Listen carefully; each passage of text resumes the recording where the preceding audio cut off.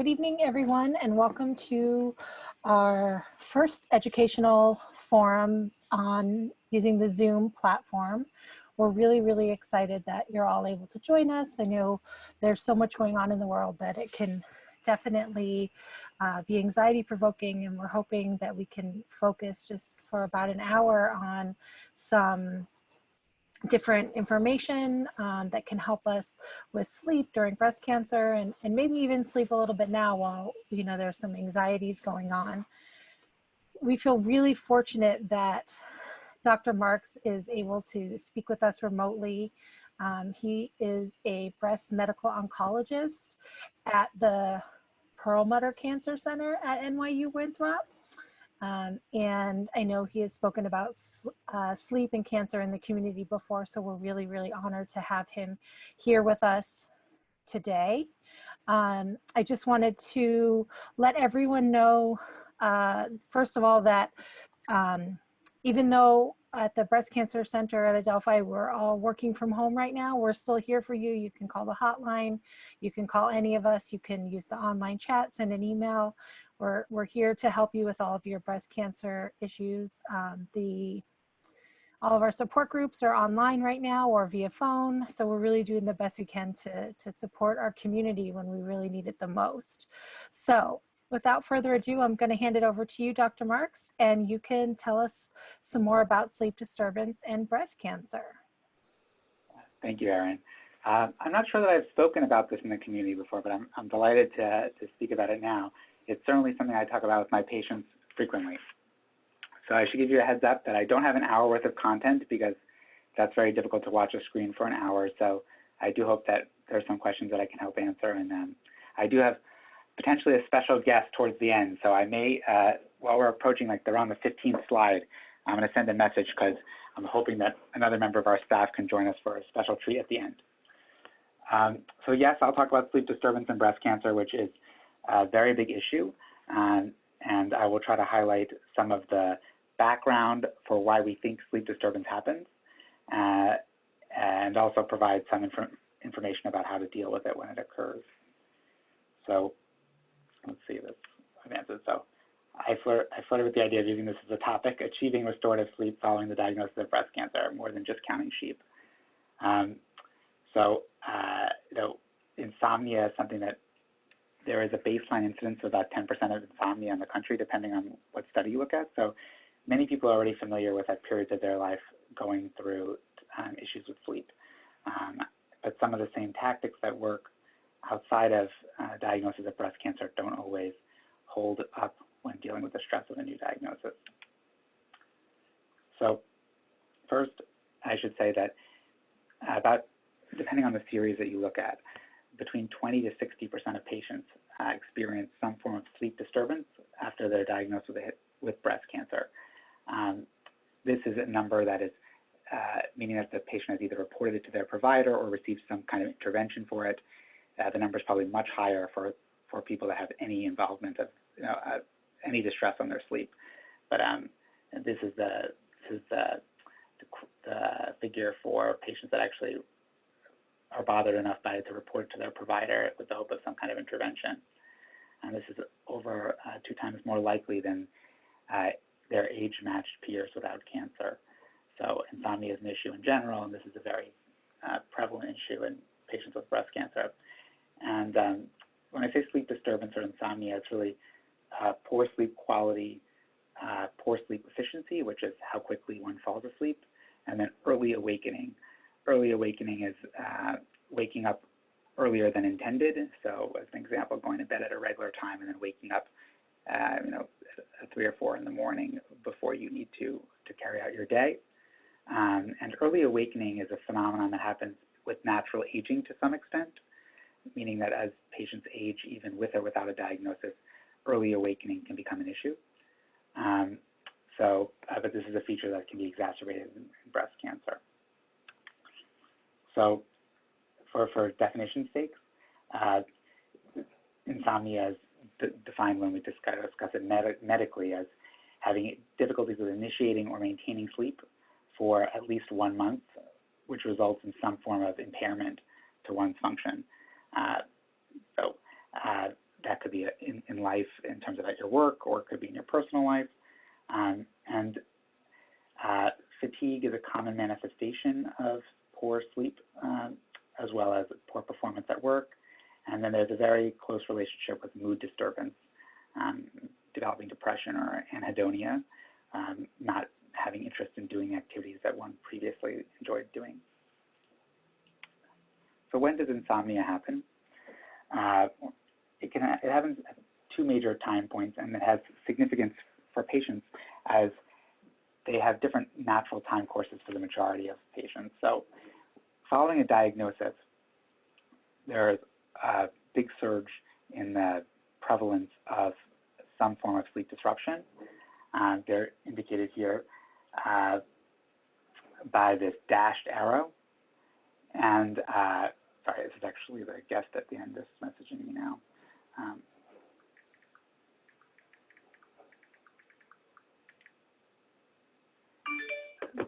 So this dashed arrow is supposed to indicate that this is often a transient type of insomnia. Noted by this is something that happens in months. It's usually related to the acute stress of a diagnosis, sometimes related to post-procedural surgical pain. And then there's a second wave of patients that describe this symptom after they start their therapy for their breast cancer. And their therapy is chemotherapy and radiation for many women, and there's a numerically higher incidence of insomnia described after chemotherapy than there is after radiation. So and I'll describe some of the hypotheses for why this is the case, but there's a significant increase in patients describing insomnia after the receipt of their medical therapy. And then this type of insomnia often lasts years after the treatment is completed. Again, the acute phase is this phase of patients that sort of describe insomnia, which is most often described as having inadequate duration of sleep. This related to the short-term stressors, either the new diagnosis, the recent surgery. Whereas the second phase is during survivorship, after the patient underwent surgery, has completed chemotherapy, and it's a treatment-related sleep disturbance that can last for a long time, for years. Insomnia is more common in postmenopausal women with breast cancer, and this may be in part due to the fact that there's already a baseline increase in the early awakening type of insomnia that can be seen with increasing age. So in the next slide here, I'm including some data from a study that was published where they looked at one form of assessment of insomnia called the WIRS, and I showed the index here on the left. Some of the questions that are asked are, do you have trouble falling asleep? Do you wake up several times at night? Do you wake up earlier than you planned to? Did you have trouble getting back to sleep after you woke up early? And then a question that's like, tries to gauge essentially how many times this is relevant over the past 4 weeks. This is a test that you don't want to have a high score on. The sort of higher score reflects having dysfunction in multiple domains of sleep.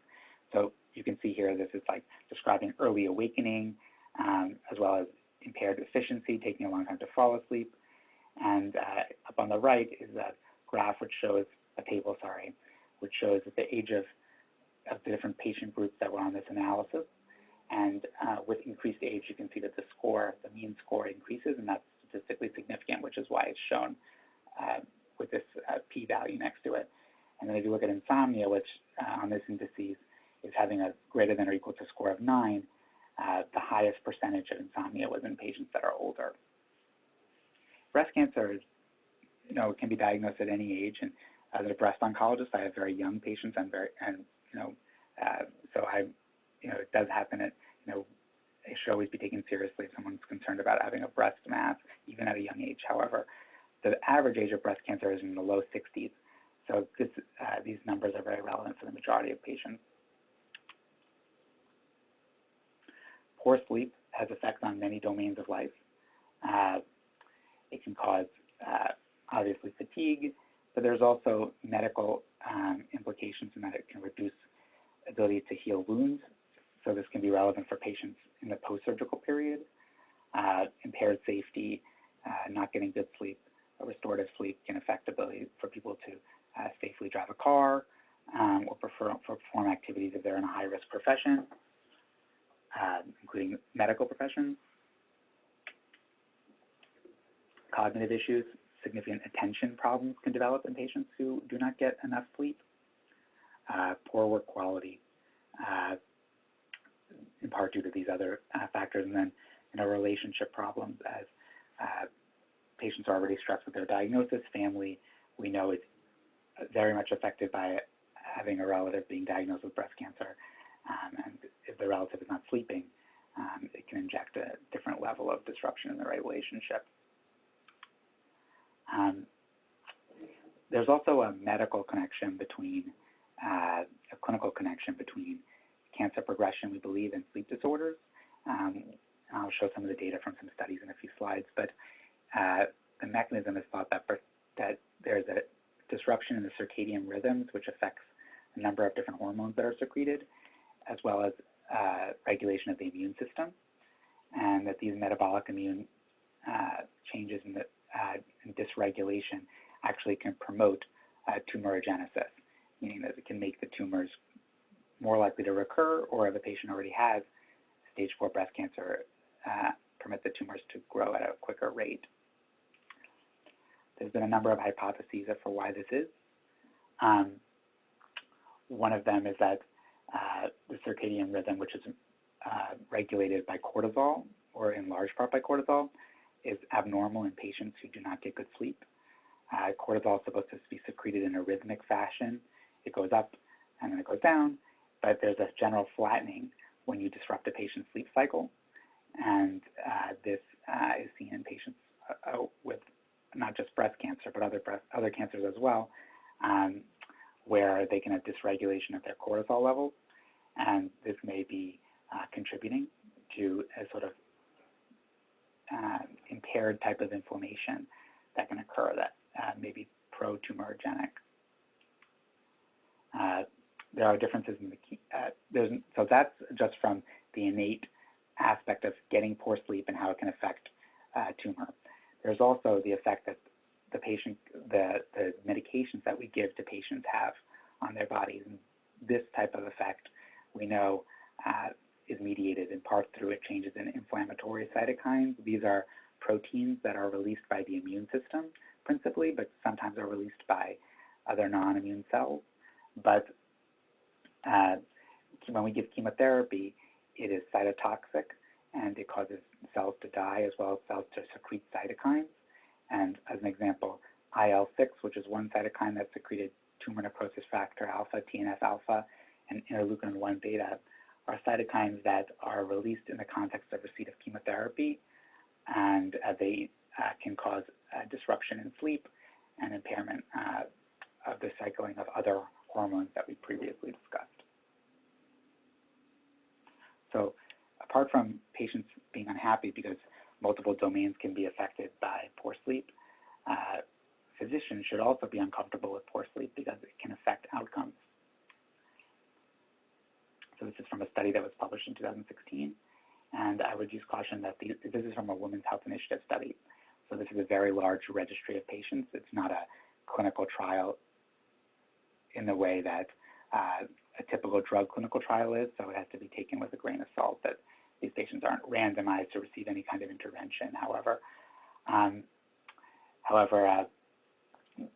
they looked at a very large population and assessed sleep with a number of different metrics, and they did observe that in patients that had low levels of sleep, less than 6.5 hours, there was a higher hazard ratio, which means probability, any number greater than 0 is an increased probability for recurrence, and breast cancer specific survival, that means actual death from breast cancer. So having poor sleep seems to actually affect one's death, not just from anything, which one could imagine if not getting good sleep could have higher cardiovascular disease, already known phenomenon, but also increases the risk for actual breast cancer related death. Whereas people that got good sleep or even average sleep, this was not seen. As a physician, I think it's also important that, yes, I'm saying that breast cancer itself can disrupt a patient's life and introduce insomnia as well as the chemotherapy drugs that we give, but it is also important to think that there can always be, make sure I should say, that you exclude medical reasons that a patient may have fatigue or poor sleep. Some common ones include anemia, iron deficiency, thyroid disease, and restless leg syndrome. Also, I should say here that common psychiatric illnesses can also affect sleep. Patients who have depression, even though they may have low energy, they often have poor sleep. And whether it's an adjustment disorder, which is like a phase of depression that may come on with their diagnosis that will, is usually transient, or whether it's an actual clinical depression, may influence whether you would treat that patient with an antidepressant, which can improve sleep in patients that have depression. I'm going to send a message now to my colleague just a second here.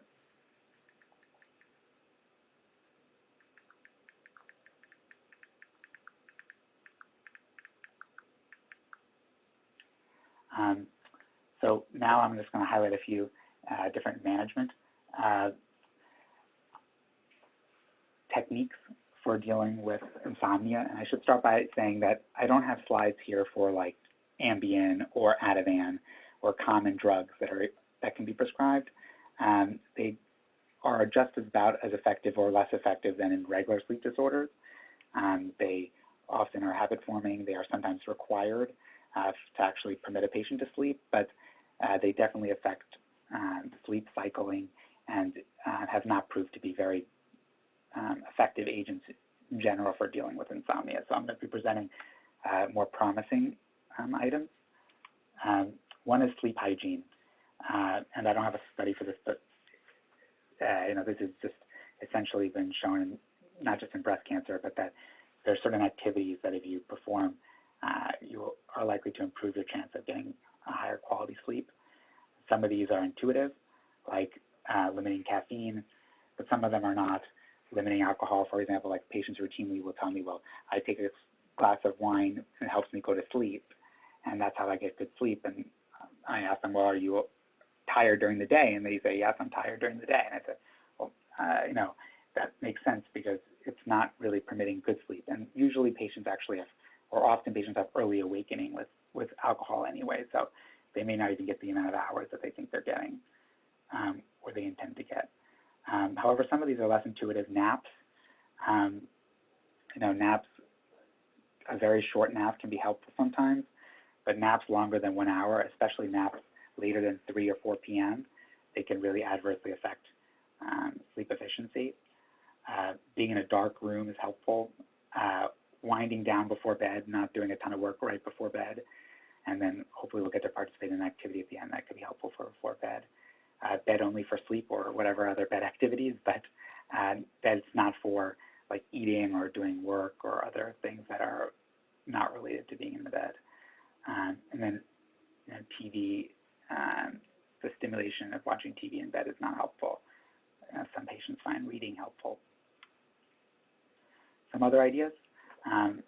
So acupuncture, this is a study here. It's a mean fatigue index, so it's not quite sleep in the purest sense, insomnia. However, acupuncture has become increasingly popular amongst breast oncologists after demonstrating in multiple high-quality studies that patients can benefit from a host of different symptoms.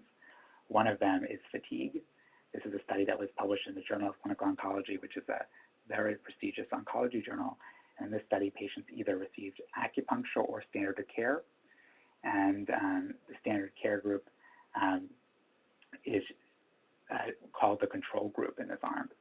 And if you look on the left, there's a dot plot, and in the middle would be sort of having a no impact on fatigue, and then there's this index called the MFI, which is like the fatigue index. And you can see that for the patients that were treated with acupuncture, their fatigue scores decreased from their index, from their baseline level, whereas the group that didn't sort of were around the same as where they started. There was less group, the bars there reflect number of patients. Less patients are moving over to a lower fatigue score. This was versus standard care. Acupuncture has had a number of very interesting trials that actually compared acupuncture to sham acupuncture, meaning that some patients get real acupuncture and some patients get needles placed at mapped locations and demonstrated that acupuncture, by way of probably disrupting sensory pathways, is able to provide benefit for joint pains, as well as several other symptoms like fatigue. I should say that, and I don't have a slide for this, but the medications, the anti-estrogen medications that we give, they can cause significant side effects, including hot flashes. Hot flashes can obviously disrupt sleep. There are medical treatments for hot flashes that can be helpful, but also acupuncture can be helpful as well.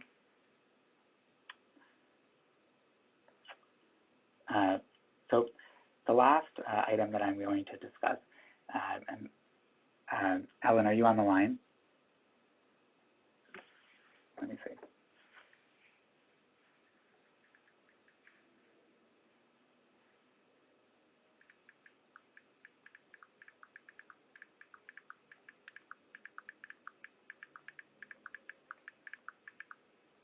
So mindfulness-based stress reduction has also demonstrated efficacy in reducing fatigue and also fear of recurrence.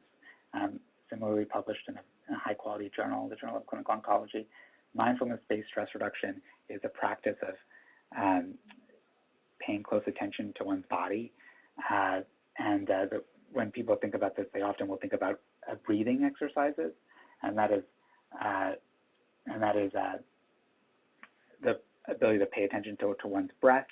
It's not so much as like, you know, everyone breathes. The joke is everyone breathes before and after doing these activities, but it's the idea of being using your breath to center oneself. And when this study provided the experimental group with mindfulness-based stress reduction techniques, there was a statistically significant decrease in patients' fear of recurrence, as well as general sensation of how good that they felt, which I think is a fair metric, as well as subjectively improved sleep quality. Thanks, Ellen.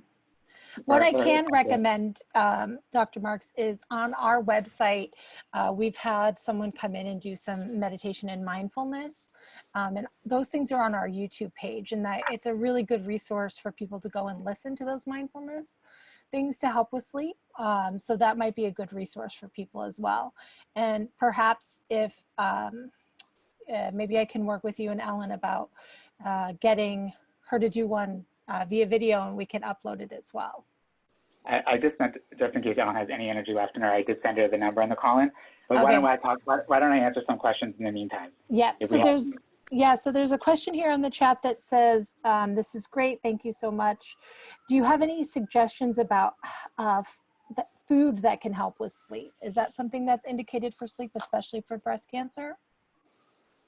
Yes, I think that there's a number of very simple points with diet, and then there's a little bit more of a complex thing. So, you know, in general, being thin and eating healthy is actually better for sleep for many reasons, including the fact that metabolic syndrome is not good for sleep.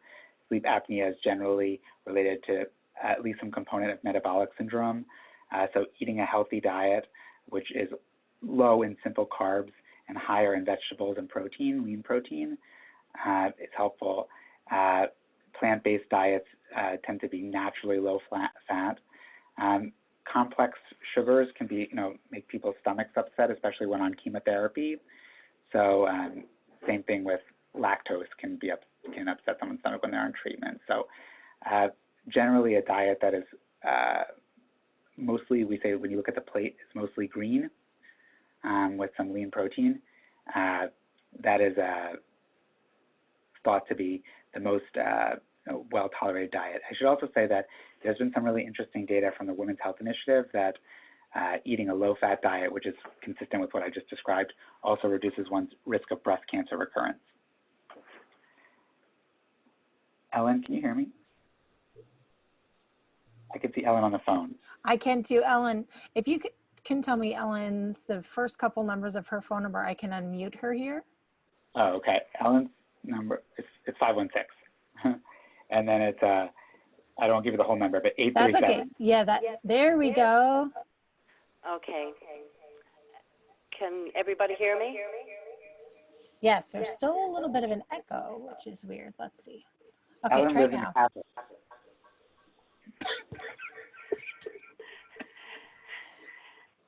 I don't know if this is going to work.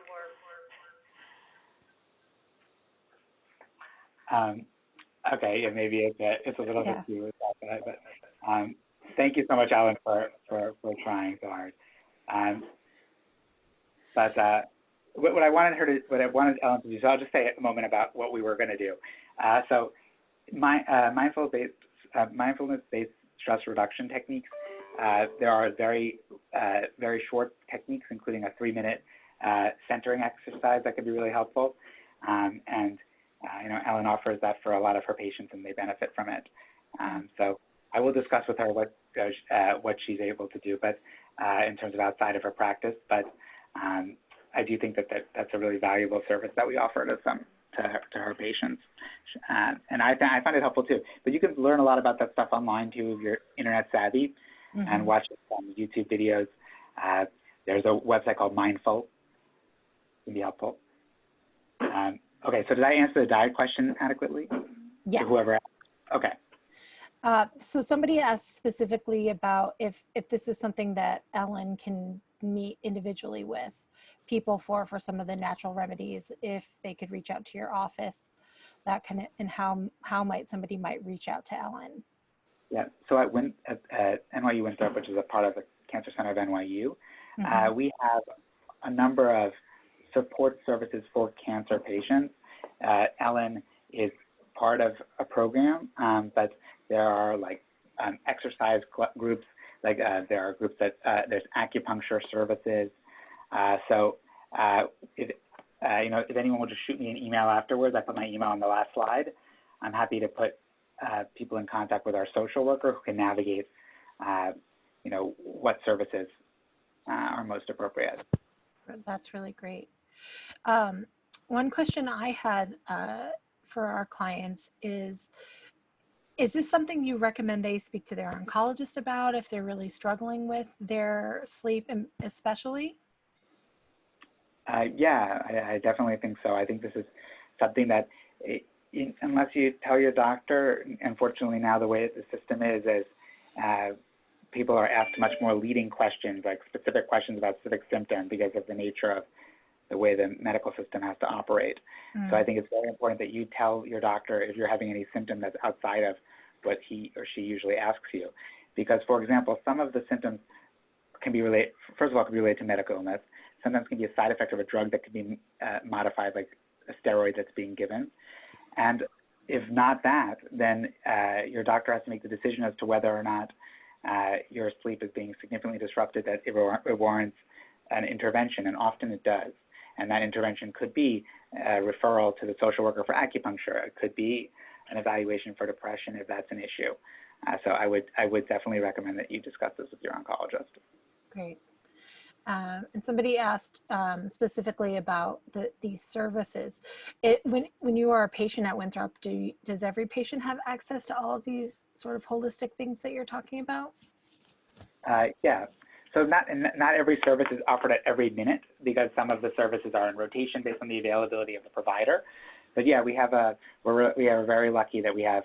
So Ellen participates in this navigation program, which is this program which helps patients move through their medical care, which is really a great program, and it's run by nurses, which means that you have really qualified people that are helping patients move through their cancer care. But then there's also social workers that have people in the community that have either that we are paying for their services to be given for our patients, or that sometimes are donating their services. And there's a whole calendar of stuff. Great, thank you. It seems like one of the questions is about if there's a way to access like the acupuncture and the sleep help specific sort of outside of being a patient.